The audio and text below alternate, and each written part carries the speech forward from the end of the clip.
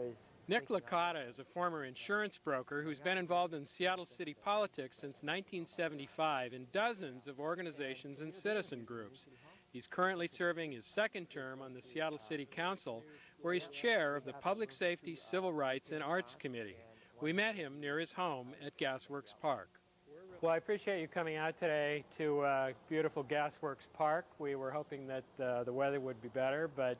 Beautiful Seattle weather day. Yeah. You're the chairman now of Public Safety, Civil Rights, and Arts Committee. That's quite a combination. Well, I've retained arts since I first got on the council. So as the name of my committee has changed, I've always brought arts along with it.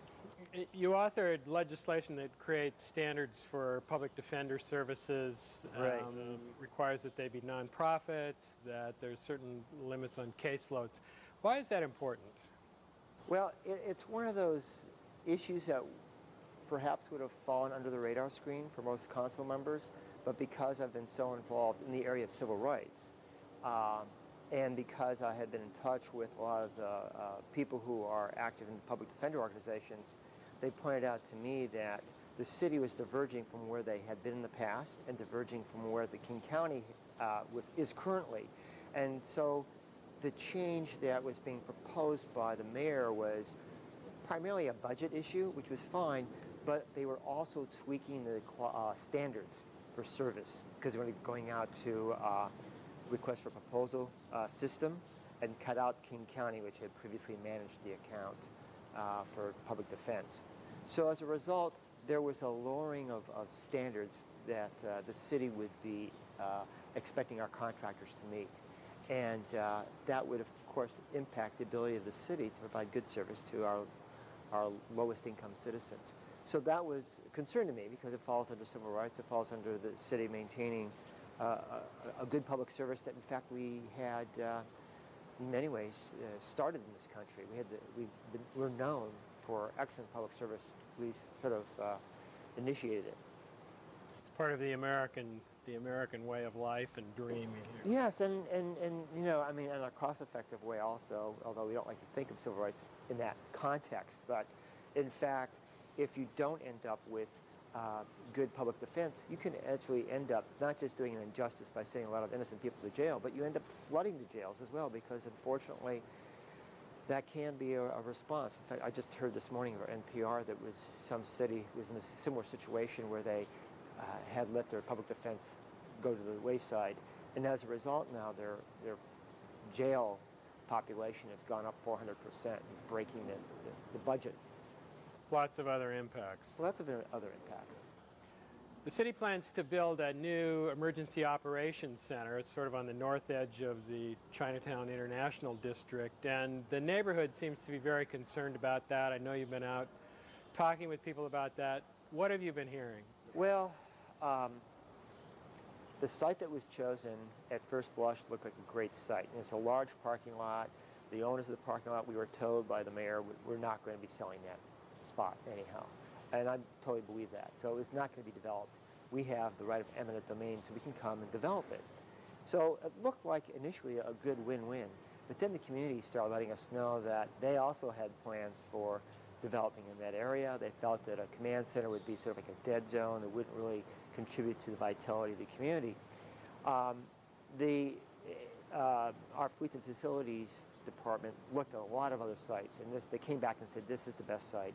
So I began working with representatives of the Chinatown International District community as well as Pioneer Square, and drew up legislation to create a community advisory task force that would be in existence, that would help guide the development of that command center, that would work hand in hand with the city as we design the center and figure out how it can best relate to the community.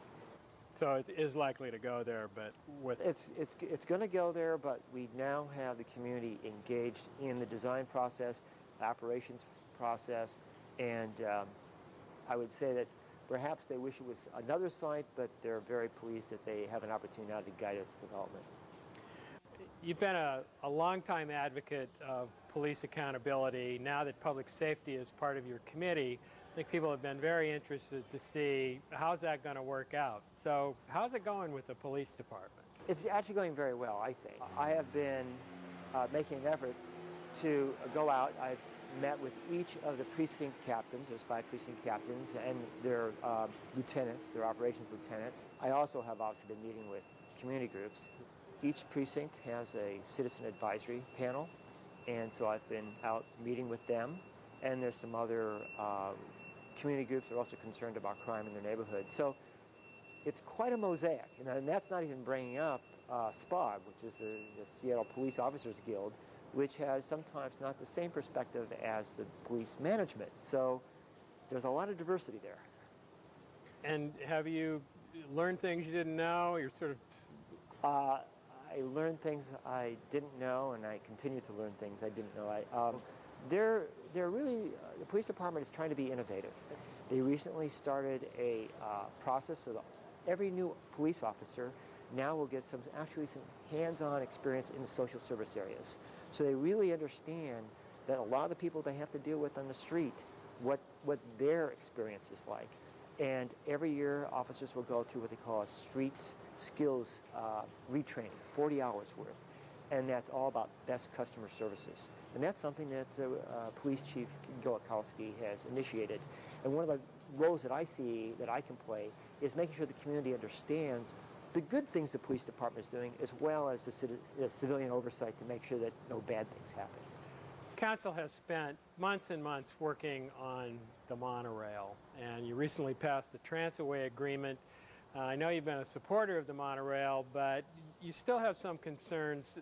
What are you still concerned about as the monorail issues finally seem to be getting resolved? The city, and the council in particular, we're going out, we're going to hire an independent financial consultant to review the monorail's books, the revenue projections, as well as their expenses. And then they will bring that information to the council, and I will be working with the budget chair, Richard McIver, and Councilmember Jim Compton, who has been very involved in the oversight of the monorail as well, concerned about it, and Jan Drago. And we'll begin to shape the scope of what the consultant should be looking at. They'll bring back some drafts. We'll share it with the council, and we'll work with Dwight Dively and the executive department. So we hope to have a pretty good picture of whether the monorail can be built and whether it can be up and operating. And we'll have that information, I would hope, in anywhere from 6 weeks to 2 months. Another big transportation issue is the viaduct. The council's going to be working on that in the next few months. There seem to be 5 options on the table right now. Do you have a plan that you favor at this point? At the beginning, I was, as far as I know, the only council member who supported just a rebuild option because it was the cheapest. The cost difference between a rebuild and the other options has narrowed. It's still about $1 billion difference. I know my architect friends don't like the rebuild option. They'd like to have the waterfront free and clear, but there is a difference between Seattle and a lot of other cities that have, as they say, open access to a park-like front, and that is we have a deep water port, which is a really unique asset that's very critical to maintain the marine industry. So whatever we do, I want to make sure that we maintain the marine industry in Seattle, as well as a good corridor for freight. So my concern is about the viaduct is that whatever we do, we have to make sure it still maintains a good transportation corridor. So, and the money side of that, that's the big problem. I mean, literally, we don't even have enough money to complete any design work, which would be about $100 million. And we're talking about a project that, at the minimum, is $2.5 billion. It's by far the largest project that Seattle will face. The biggest problem really is that the federal government should be there, as well as the state, and they're not. And it's easy for politicians to point to other government bodies and say, it's their fault. But I really do believe it's a problem not unique to Seattle. I'm involved in the National League of Cities, and I see it happen again across this nation, that large urban cities are literally being drained of so much of the revenue, particularly from the federal government. We're given what they call unfunded mandates, things we have to do with no federal funds for it. and we're being ignored as far as the transportation infrastructure, which keeps not just this region but the entire nation economically viable and vibrant. So, you know, the other governments aren't there, so that means we have to look at such things as regional transportation levies and tax schemes, which I think is unfortunate, but we'll have to investigate those, and they'll play a significant part of funding. Speaking of the economy, it's been a difficult couple of years for the city, and it looks like for 2005, the city's facing a $25 million deficit. As the council deals with that issue, what are your priorities going to be? You know, I think, quite honestly, my priorities are pretty much shared by the other council members. I think we all feel that basic services, and that would include, you know, we usually think of as police and fire as basic services, but I think we also would include human services in there as well, because we recognize that if you tear apart the human services net, you're going to basically just add on additional costs to the system, as I pointed out earlier. So that's the core. But there are so many services that the city does provide that every time you take out, chip away at some of them, a constituent will come up and have legitimate reasons why they're needed. So it's going to be a very painful process. You've been a longtime supporter of the arts in Seattle. Recently there was a study by the Americans for the Arts that said that Seattle per capita had more arts businesses than any other place in the country. What do you think that means? Well, it's funny. I actually took that article, I cut it out, and I was at the library's opening for the writer's room, and I happened to bump into some people from the opera and actually from some of the other major institutions. I said, "Did you see this article?" And I took it out of my pocket and said, "Yeah, we saw that. We were really excited. We didn't know that." So Seattle is almost, the people who are the major players in the arts community were even unaware of how much the arts contribute to the economic viability of Seattle. I think the arts in Seattle reflect our spirit, and I think Seattle does have a unique spirit. I've visited many, many cities throughout the U.S. and actually throughout the world, and Seattle really is unique in having a certain amount of energy, a certain amount of gusto, of spirit, and I think that is what. Yeah, that's what generates the arts. I don't know what that is. You're in the middle of your 6th year on the council. I wonder if, has the job turned out to be what you thought it would be? Are you accomplishing what you want? Is this the job you wanted? I've always been engaged in city politics, if not as a candidate or an elected official, as a citizen out there who's always been trying to shape and pull where the city's going to go. I love urban areas. To me, a perfect vacation is to visit a large metropolis as opposed to go out into the woods. I'm sort of I'm not anti-woods but I mean, I'm fascinated by how human activity shapes its environment for the good. And I think cities can be the best example of that. And I hope that Seattle is the best example of that in the Northwest. What's the best part of this for you? What do you enjoy the most? I really do think of it somewhat as an artist views a canvas. We go to work every day, and the canvas to us is literally the political landscape out there. And it's people coming to us who are concerned about, for instance, the speed of boats going through the Lake Union and upsetting their moorage homes, and they want some help with regard to how to control the speed of boats. That's a little problem. It's a problem solving, but if you solve it, you made the picture a better place. You made Seattle a better place to live in. So I like the problem solving aspect of it. All right. Well, I really appreciate you coming out today. We didn't plan on the rain, but well, thank you. Thanks a lot. Yeah, it's fun. Appreciate it.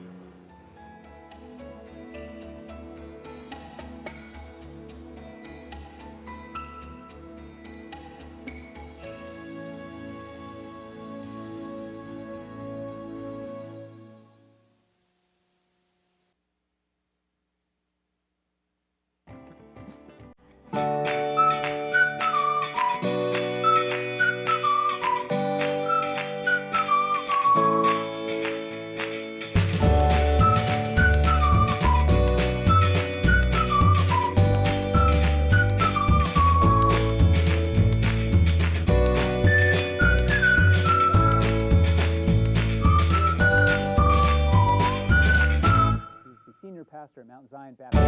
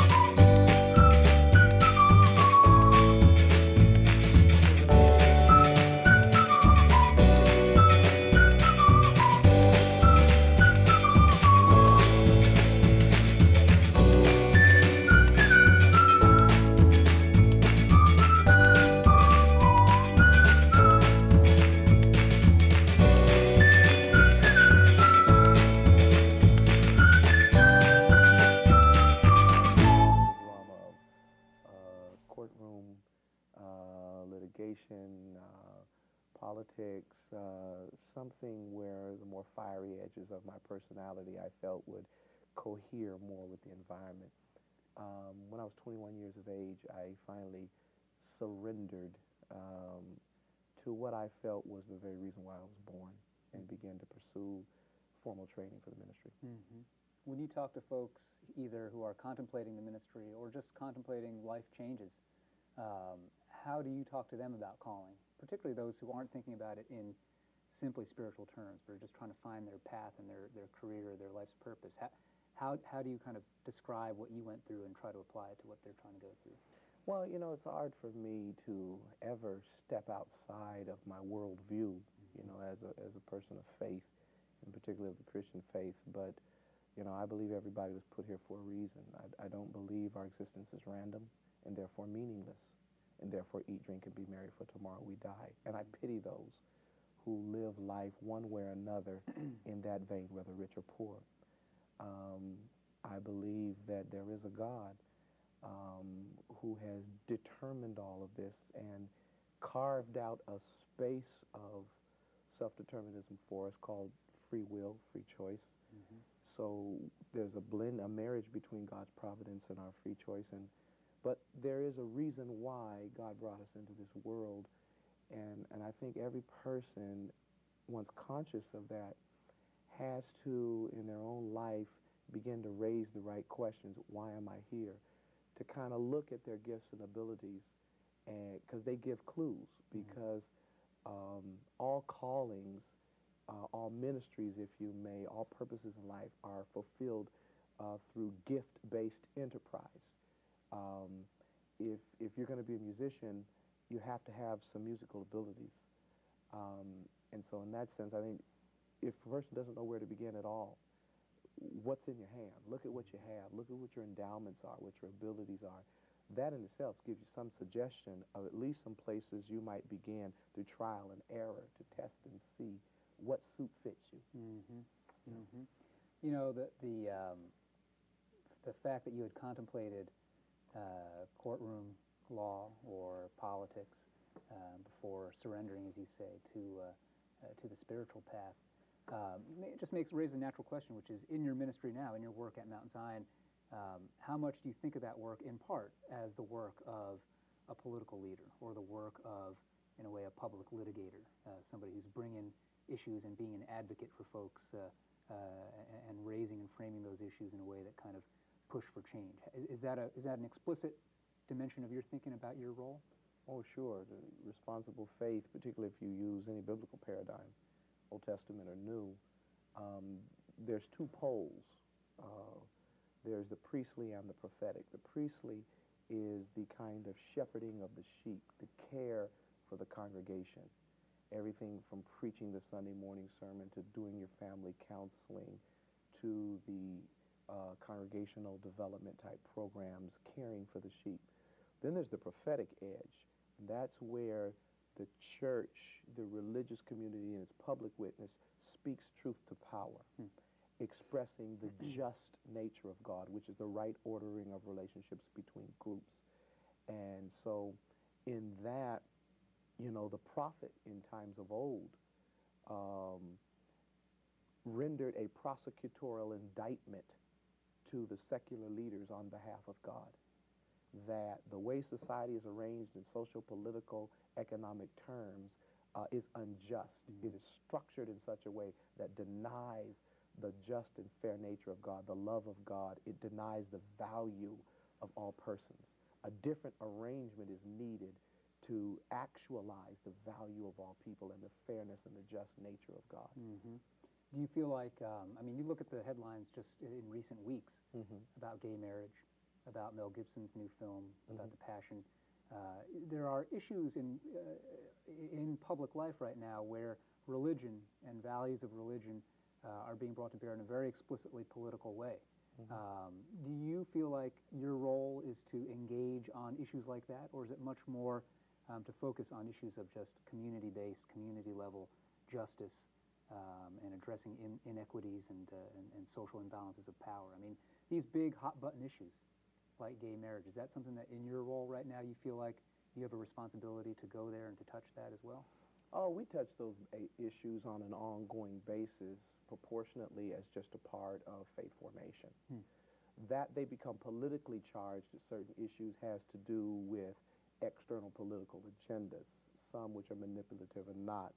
I'm not a gay marriage advocate. I cannot reconcile that to my faith. Whereas I support everybody's rights, and we need to all have the same civil rights. I think marriage is uniquely a religious institution, and it, by definition, is between a man and a woman. And I think I'd have to go outside of my faith and use a different reference point and discard the biblical witness as my reference point to do that.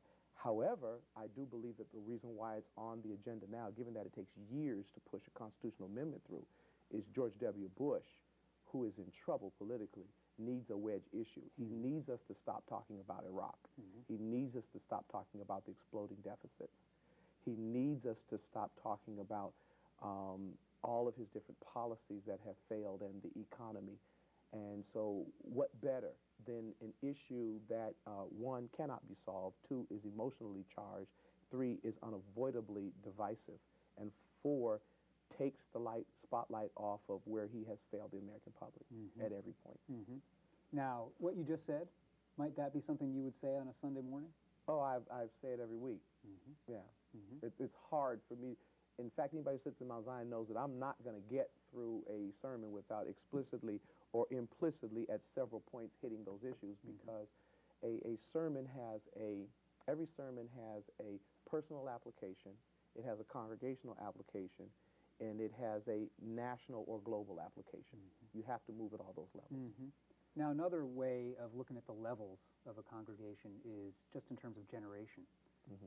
Your arrival here in 1999 was a big event because it also represented a change in generational leadership at this particular church, but I think more broadly also in the clergy and to an extent in the civil rights movement, that a generation now with a different perspective, with a different life experience, was stepping into leadership roles all across the board in the African American community and others.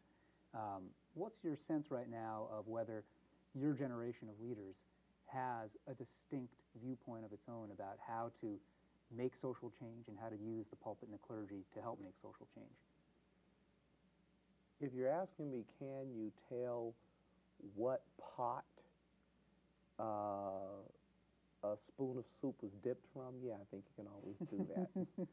I was raised in the 70s. I am a child of the generation that marched in the 60s. They fought to open the doors. We walked through those doors and found out what was on the other side, right, wrong, or indifferent. And so in that sense, yeah, we do have a generational mindset. My predecessor, Reverend Dr. Samuel Berry McKinney, a legendary figure in this era, deservedly, he dealt with civil rights, the desegregating of American society, the reconstituting of American society on a broader base of liberty, if you may. And so they dealt with the politics of that whole era, the entitlement issues. My generation, post-civil rights, has had to deal with the development of the inner city culture, which is more of a sociological designation than it is a geographic designation. The pathological behaviors that have spun out of those hopeless, economically underdeveloped, politically abandoned parts of our inner cities, of our urban environments all over America. We've had to deal with the drive-by shooting culture, the gang banging. We've got to deal with hip-hop and the insidious and toxic waste that it's dumped into the hearts and minds of our youth with anti-intellectual, sociopathic behaviors and messages in self-presentations. We've had to deal with the Bakke era, the Alan Bakke reverse discrimination and that whole pathological thinking of the angry white male who wants to suggest that the sons of former slaveholders are now being picked on by the sons of former slaves. The politics of protecting past privilege. These are the demons that we're dealing with in our era. And against the backdrop of that, you also have... And by the end of the 1950s, beginning of the 1960s, was pretty strongly African American. And then now the community is changing again, and there are more people actually from Africa who are coming in. There are more Hispanics. The community has gentrified, and the really very nice houses that are available here have been bought by families, and there's an economic displacement issue that people are dealing with now. How to keep housing affordable, how to make sure that there is housing available for the people who want to stay in the community, who like the flavor of it and don't want to leave it. And some of the public activity is associated with creation of affordable housing, and we talked a little bit about that earlier. The building of affordable, somewhat denser, but still nice houses, and the Terry Estates across the street from us are an example of the kind of housing that's being constructed for families so that people can stay in the central area and continue to enjoy the very very nice atmosphere here. I think it's an atmosphere that's a combination of respect for human variety and a regard for each other as neighbors. That's the way I feel here, and I think that it's a good place to live. So, Great. Okay. and provide library service, of course, too. Right. Good. Thank you, John. Excellent. Okay. Now we can let you go. For me? Now we can let you go. Okay. You want to talk then to Amy? Yeah, or? that'd Okay. be great. For being a librarian, and it was. The young adult? I do. I really do. I feel like in this system, up until this point, there hasn't been a lot of focus on that age. Yes, I did. We do a really nice job with the younger kids. I think up until about 10 or 11, and then it's kind of, and then we pick it up at adult. It seems like, Right. and we're really trying to address that now. And we hired, I think, Yeah. 9 young adult librarians. So. Great. Yeah, we met, we were at Ballard last month. And Oh, we so you met Nicholas. Now, he was really new on the job. I mean, he had only been there, what, 3 weeks? 5 months. Oh, really? Oh, I thought he'd been only like Yeah, 3 weeks. So yeah, maybe so- it's the same funding that brought. Yeah, it was. It was the It was same, all the that same funding batch that- of folks. There was, that- like I said, that's there was it. about 9 of us that were hired at the same time. Great. All primarily with young adults. So. Okay, great. Do you want me to put this down? Is that You could hang on to it if you want. Okay. really enjoy it? It's something. It was a really nice way to blend the two things that I've enjoyed working with children and young adults, and working with and being with books and working in this environment. So it's been great. That's great. That's good. Okay. Amy, could you tell me a little bit about what your job here is at Douglas Truth? I'm the young adult librarian, and basically that means I'm developing programming for young adults. I'm working with the collection to try to update the collection and make it more relevant for young adults, and that including magazines and CDs as well as books. I'm also doing a lot of outreach with schools. Right now I'm doing some book talking in the middle schools, promoting the summer reading program, because we now have a summer reading program that's primarily focusing on young adults, not just children. So working with them as well. Just meeting groups in the community and kind of letting them know I'm here, and seeing if there's things I can do for them, if there's things that we can do for each other, essentially. What is your favorite part of being a young adult librarian? I'd say actually being in the library and just interacting with the young adults. I've been here for several months now, and there's a number of kids that I know by name, and just the interactions I have with them, I think I enjoy the most. I've also really enjoyed the book talking in the schools. I think kids seem to really be interested, and it's really fun to see them react and get excited about books. Why do you enjoy working in this particular branch, Amy? I think because there are so many young adults here, it feels like I'm really meeting a need. We have, I know, 50, 60, 70 kids come through the door every afternoon, and I just feel like it's a place where a young adult librarian is really needed, and so it feels like I'm doing something really important, and I just really love it. Great. When you have a group like that come into the library, how do you kind of try and channel their interests into? Because we've been there when the kids pour in. We try to, you know, let kids be kids, but also, you know, obviously there's other folks that want to use the library too, and just try to see what we can do to help. Oftentimes kids are coming in with school projects and needs that they have, and we try to work with them to see how we can best meet that need, and but also, you know, try to develop a relationship with them, so, you know, we can sort of interact and say, you know, come on, this isn't inappropriate or whatever. But yeah, try to keep things going and keep the library a good place for everybody. Are young people? Do you finding young people still interested in books despite everything about TV and video games? And Yeah, everything I think so. else? I think so, and I think a lot of times that's what I enjoy about the book talking, as I said, because I think sometimes they are not exposed to what's out there and the wealth of young adult material that's out there right now. There's really been a boom in that industry, I'd say, in the last 10 years, and there's some fabulous things. But I don't think they're really exposed, and when they are, they're just really excited about it. So, yeah, I think there is still a lot of interest in books. Great. What is the neighborhood like here? Could you tell us a little bit about the neighborhood with Douglas Truth? Are you familiar? I'm not as familiar with the neighborhood. I've Okay, just worked here for several months. I actually live on Capitol Hill, so I'm not very far, but I'm not as familiar with the neighborhood Okay. in this area. Are there any programs or projects that you're particularly proud of that you're working on now? There's a couple of programs I've done, which were really the first young adult programs that had been done here in a very long time. I did a martial arts demonstration program. It was during the Women's History Month. I had 4 women-owned and operated martial arts groups come into the library and each do a demo of their particular art. And that was real exciting.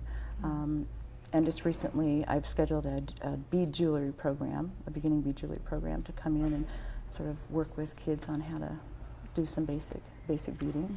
I'm also been working, since we have a computer lab here at Douglas Truth, I've been working with one of our wonderful volunteers to develop an HTML program or class that we can offer, and I particularly want to focus, especially this summer, on young adults and help them learn more about HTML and maybe do some basic web page design.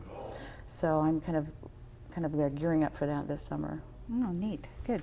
Why do you think this library is an important part of the community or the kids that you serve? I think that the kids see, my sense is the kids see this as a real safe place. This is a place where they meet their friends. It's a place where they get information.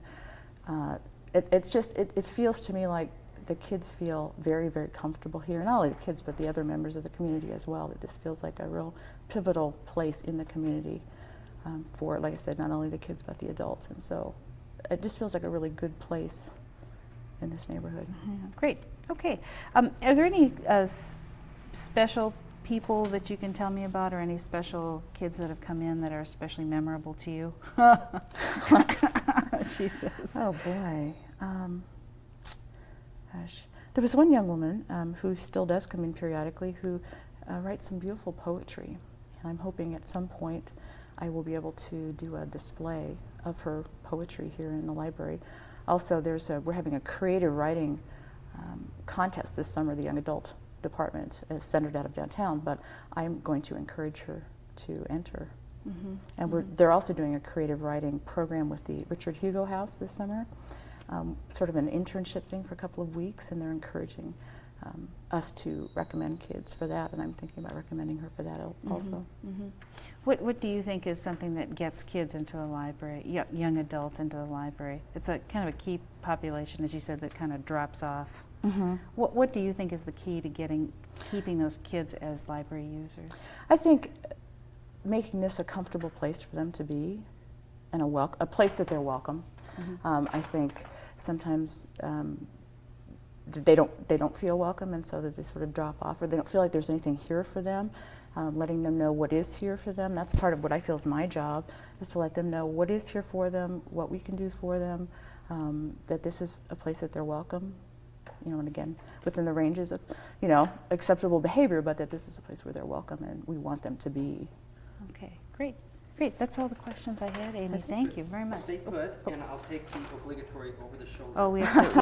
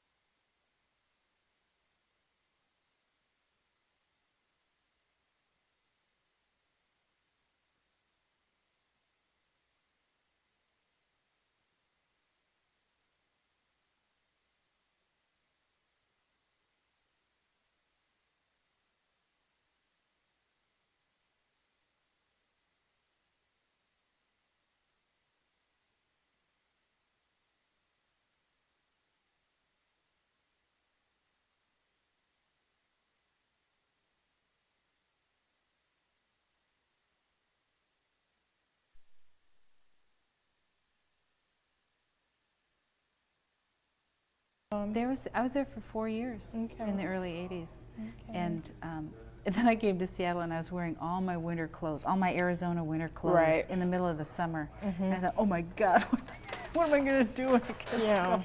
Now, it doesn't get really cold here. It's just kind of monotone. I mean, like from November to about March, you just, rainier or not rainier, you know, Right. the temperature doesn't change much. But oh well. Oh well, we're here. We're here. We're here and We are we here. love it. So So, you tell me when you're ready. But I'm just gonna ask you some questions about your job and Okay. why. Where were you working before you came here to Douglas Truth? Then? before I came here, I was at Bellevue Community College. Oh really? So you were hired or no? You were a librarian there, right? I was doing both librarian and library technician work. Oh wow. Ready. Okay, good. Valerie, could you tell me a little bit about the African American collection here at Douglas Truth Library? The collection began in 1964 as the Negro Life Collection, and it was started with a generous gift by the local graduate chapter of the Alpha Kappa Alpha sorority. Through the years, we were given gifts from the sorority as well as community members, and the collection was here and was used by the public, but not a centered focus. In the 80s, the library system received a grant, part of the Library Services Construction Act grant, and the name was changed at that time from the Negro Life Collection to the Afro-American Collection, and the system really focused in on a direction for the collection. Materials were required with a general collection services policy, etc. And the collection has been here the entire 34 years. We are about to celebrate the 34th year with a Alpha Kappa Alpha Silver Tea on June 28th, which is Sunday, June 28th. And the collection has both a public interest focus as well as a research aspect to it. There are approximately 7,500 titles of books. We also have magazines and newspapers, as well as videos here centered in this room here at Douglas Truth. We receive requests from around the state as well as around the country for the use of materials here. What kind of people come in and access the collection? We've had local historians such as Esther Mumford, who's done a tremendous amount of work on chronicling the life and history of African Americans in the Pacific Northwest.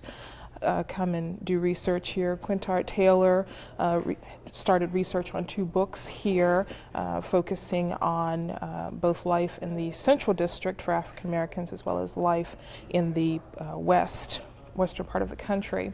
Then we also have students that come in looking for information on Sojourner Truth, various African Americans, famous African Americans for their projects for school. We have college students coming in. We have people coming in that want to read fiction by African American writers focusing on the African American experience. Quite a wide range. Great. And is the collection always kind of growing and you're acquiring new materials? Yes, yes. The system has sort of 2 aspects to it for collecting materials. The downtown library handles some of our collection responsibility, and then I am also responsible for collecting materials for the collection. What areas do you see or parts where you would like the collection to grow? I'd like to see more titles on health and African Americans. I'd like to see a greater number of titles in the performing arts. I would also like to see more videos, more multimedia type equipment.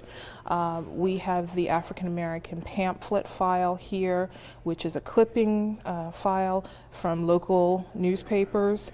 We would like to get that mounted on the World Wide Web so that people from around the country, around the world actually, can know that we are here and that we have this wonderful resource.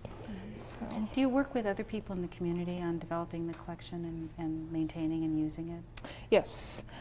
Part of my job is to meet with community members. I've met with community groups. I've met with local churches, as well as instructors, teachers, interested patrons, to find out what they believe the collection should have in it, what focus we should be taking. Are we not reaching everyone? How can we reach those that we are not currently reaching? So. Great, great. Why do you like working at Douglas Truth? I would say that my favorite part of working here is the variety. One minute you can get a question from someone who is doing a report on dinosaurs, a child that's doing a report on dinosaurs.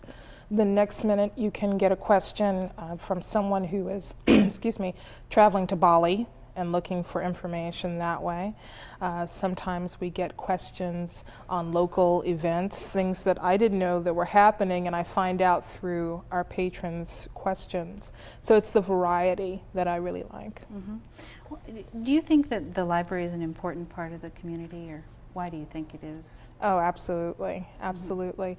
I think the foundation of any strong community is its library system.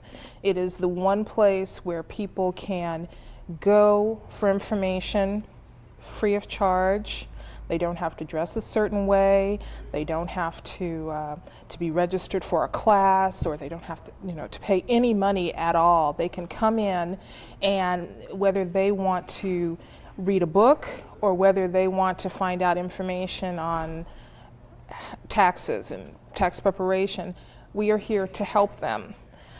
If we don't have the answer, we can certainly try to find out who does. And that's in this day and age when nothing is for free, the library is. And you can't beat that. That's great. What is the neighborhood like? I don't know if you live nearby, or do you have a flavor of what the neighborhood is like? The neighborhood has undergone some changes throughout the years. We are in the heart of the Central District, which has been historically the center of African American life here in Seattle. Throughout the years, there have been some changes. We are receiving more diversity in the neighborhood, and our patrons reflect that.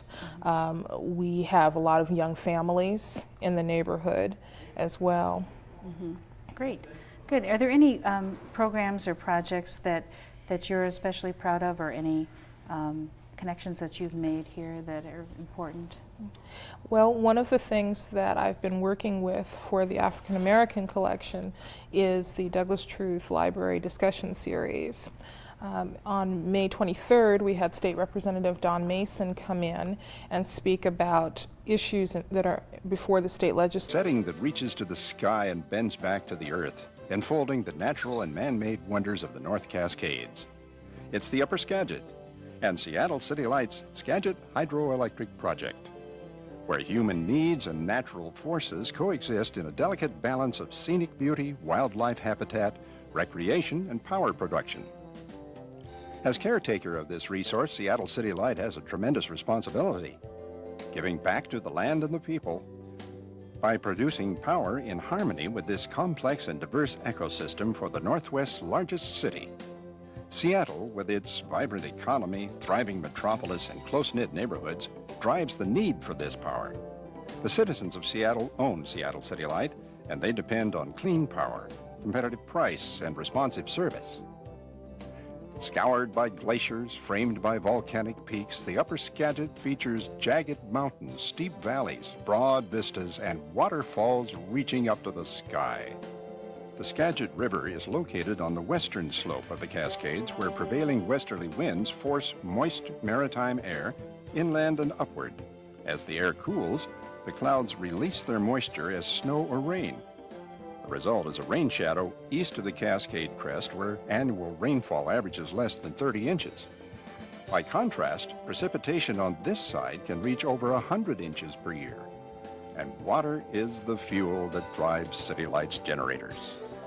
From their settlements near what is now Marble Mount, Native Americans occasionally traveled to the upper Skagit Valley, where the rushing water, whistling winds, and rugged beauty of Diablo Canyon gave this spot a special spiritual significance. As early as 1824, trappers and fur traders made their way into the area. By 1877, hard rock miners arrived in the valley searching for silver and gold. One of the Skagit's early settlers was Lucinda Davis, her daughter Idessa, and her two sons, Glee and Frank. They built a cabin and a small roadhouse and were the first to use the waters of the Skagit to generate electricity. A replica of their powerhouse stands just west of today's Diablo generating plant. In 1902, Seattle residents approved a plan to develop a hydroelectric plant on the Cedar River. The Seattle Water Department was the first operator of the Cedar Falls plant, which began operating and generating electricity in 1905 and still provides power today. The first residential customers were hooked up in September of that year. Demand for power increased, and the Seattle City Council created a separate lighting department. Seattle City Light was born April 1st, 1911. J.D. Ross, now called the father of Seattle City Light, became superintendent that same year. Known as a visionary, Ross was a self-taught engineer with a talent for looking toward the future. He hoped to harness the Skagit River for Seattle with a series of 3 dams. In 1918, Seattle was granted federal permission to develop the upper Skagit for hydroelectricity. But first, a railroad was needed to bring supplies and workers to the site. In 1924, President Calvin Coolidge pressed a gold key in the White House, and Gorge Powerhouse went into operation, sending electricity to Seattle, 140 miles away. When development of Diablo Canyon began in 1927, the railroad was rerouted around this natural obstacle by taking it straight up the side of Sourdough Mountain. Now an historic landmark, the incline railway is still in use, transporting tourists 560 feet up the side of Sourdough Mountain. City Light is the nation's 6th largest publicly owned utility. It is not supported by taxes. Because City Light is nonprofit and uses low-cost, efficient hydropower, Seattle citizens enjoy rates that are among the lowest in the nation. Customers have a voice in how the utility is run by participating on citizens committees and, of course, by electing city officials. City Light's chairman of the board is Seattle's mayor. The city council is its board of directors. Years ago, City Light encouraged consumption of electricity to keep rates low. But a growing Seattle now uses more electricity than can be produced during the high demand periods. Rather than building costly new power plants, Seattle's citizens and elected officials aggressively pursue conservation as a prime resource. In summer, when Northwest heating loads are low, Seattle consumes less power. City Light sells this surplus energy to the south and southwest, where it helps meet seasonal cooling needs. In winter, City Light purchases power to fulfill Seattle's energy needs during the Northwest's coldest and darkest months. The North Cascades snowpack is the fuel for the Skagit's hydroelectricity. The deeper the snowpack, the more power City Light can generate. In spring, snowmelt and rain fill the reservoirs behind the dams, which hold back the water until it's needed. Underwater gates open and water rushes toward the generators through conduits called power tunnels and penstalks. The force of the water pushes the blades of turbines, which are connected to rotating shafts. Each shaft turns a generator, which converts the energy of falling water into electricity. Generators create electricity by spinning huge coils of wire through magnetic fields. Just one Ross Powerhouse generator can produce enough electricity to power 35,000 homes. Outside the powerhouse, transformers boost the voltage, sending power through transmission lines to City Light's 330,000 customers 140 miles away. After spinning the Ross generators, the water returns to the river, where it generates power again at Diablo and Gorge dams. From there, the water resumes its journey to the ocean. City Light is committed to environmental stewardship and taking care of the Skagit River, monitoring downstream flows to prevent flooding, maintaining salmon and steelhead runs, enhancing recreational opportunities, and protecting wildlife. Habitat and archaeological sites are top priorities. Unlike other generation technologies, hydropower is clean, producing no chemical byproducts. It is also a renewable energy source. As long as water continues to evaporate from the oceans and fall in the mountains as snow and rain, Seattle's power supply is assured. The city's federal license to operate the Skagit dams expired in 1977. City Light, state and federal agencies, tribes, and environmental groups worked as a team to produce a landmark relicensing agreement. This agreement established a new standard of interagency cooperation and identified City Light as the primary steward of the Skagit River. The agreement assures benefit to fisheries, wildlife, historic sites, and traditional cultures that depend on the river, providing abundant recreational opportunities, including the famous Skagit Tours, is a key part of the plan. City Light also has accepted the critical responsibility to protect downstream fisheries. It fulfills this responsibility by carefully regulating river flows, improving fish habitat, and funding hatcheries and research. Natural beauty and abundant wildlife make the Skagit a great place to visit. Because of City Light's strong commitment to the environment and the protection offered by the North Cascades National Park Complex, many animals and plants make the Skagit their home. Recreational opportunities abound with miles of trails for hiking, scenic rivers for water sports, viewing eagles and other wildlife, and beautiful campgrounds maintained for family fun and recreation, some accessible only by boat. Even in the winter, there is plenty to do. New Halem is the largest City Light company town on the project. The Skagit offices are headquartered here, and many employees call this home. Among New Halem's many attractions is Ladder Creek Falls and Rock Gardens. J.D. Ross enjoyed horticulture and set aside this botanical delight, a spectacular setting for many rare plants, some planted by Ross himself. It is a refreshing retreat by day and is beautifully illuminated at night. A short walk from Ladder Creek, the Trail of the Cedars winds through a towering cedar and fir forest preserved here for future generations.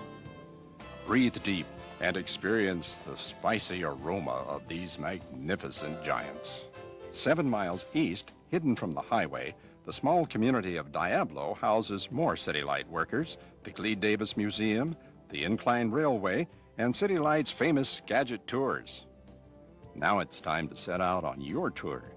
Get ready to experience the Skagit, nature's wonder, Seattle City Lights to maintain and enhance, and yours to enjoy.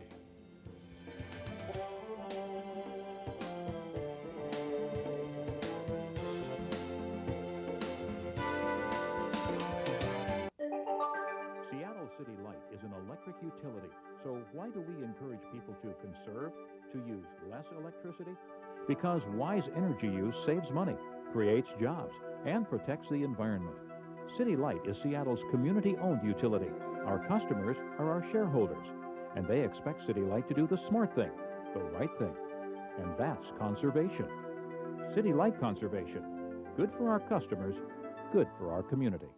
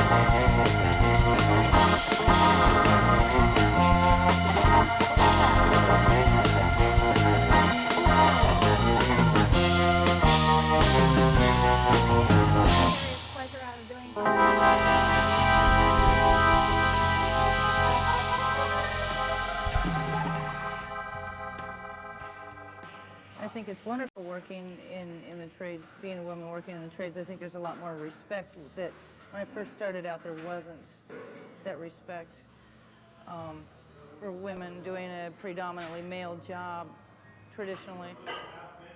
I think sticking with it and working really hard, sometimes having to work a little harder than normal, like men would, to prove ourselves.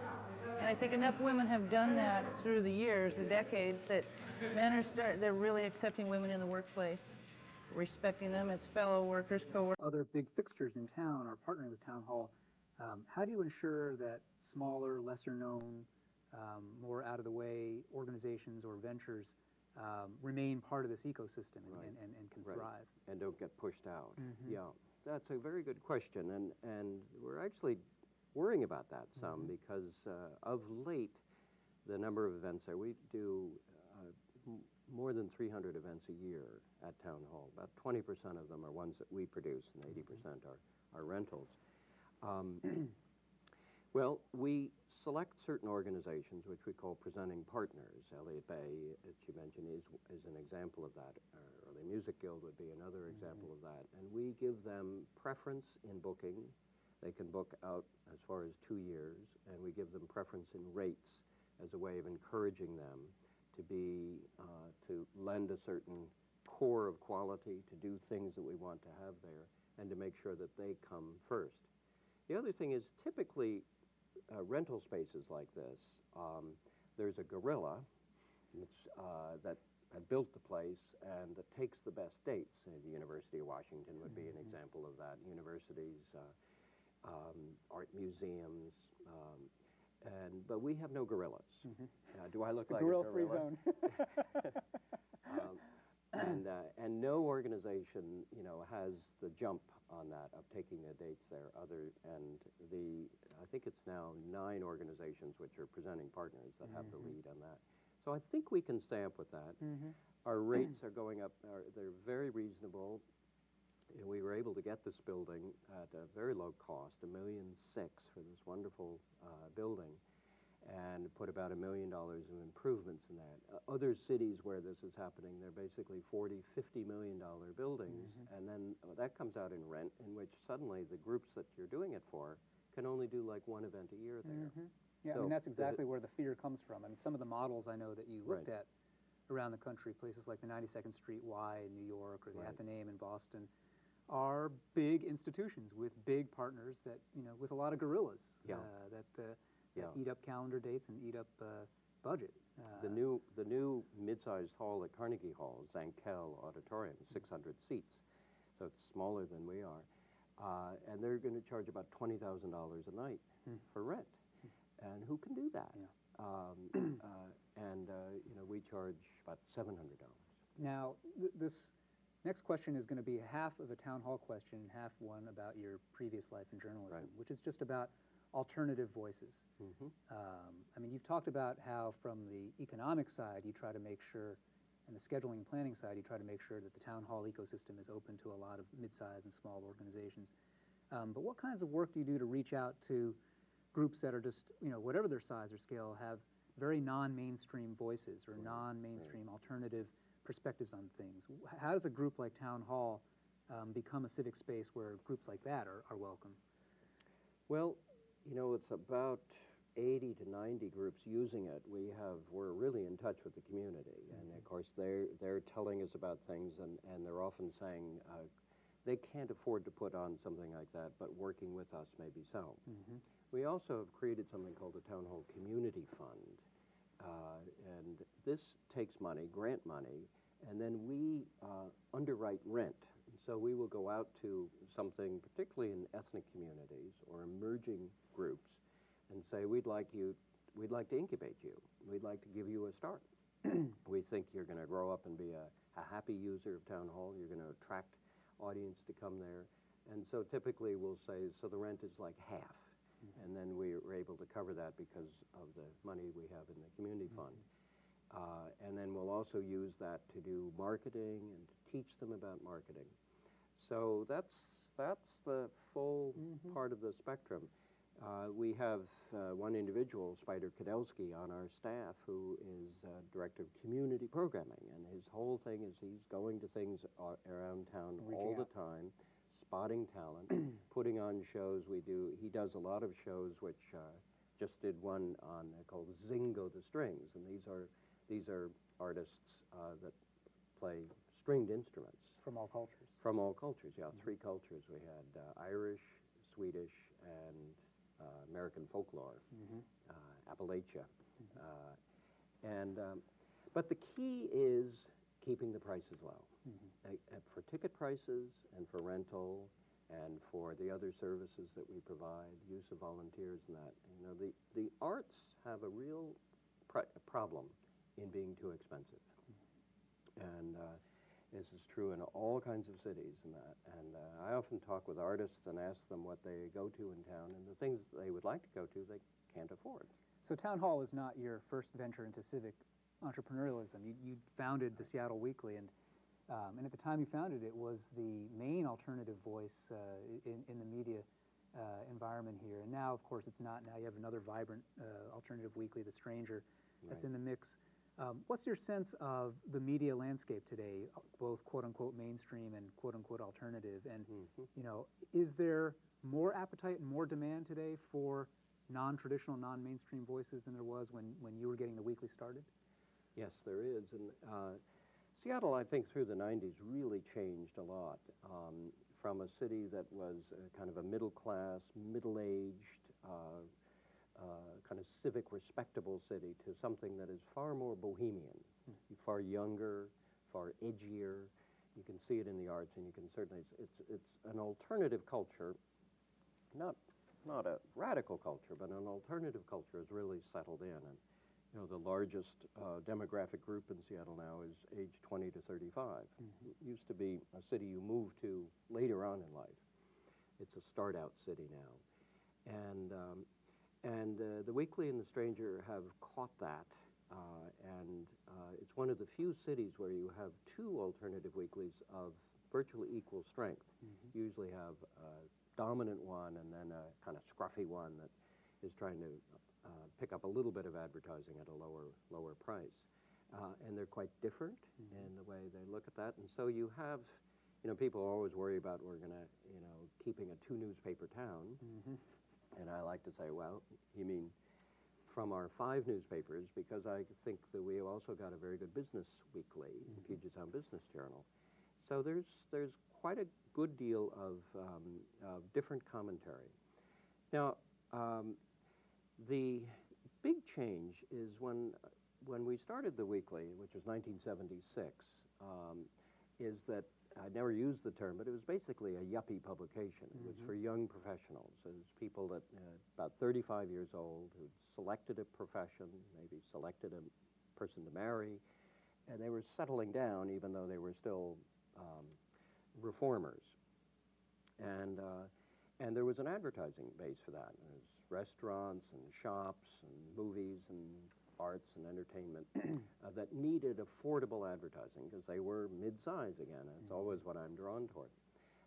The shift is now these papers are much more youth market papers, people in their 20s. Both the Weekly and The Stranger, you Well, say? The Stranger has not, or the Weekly has not managed to lower its age that much. It's picked up a lot in that way.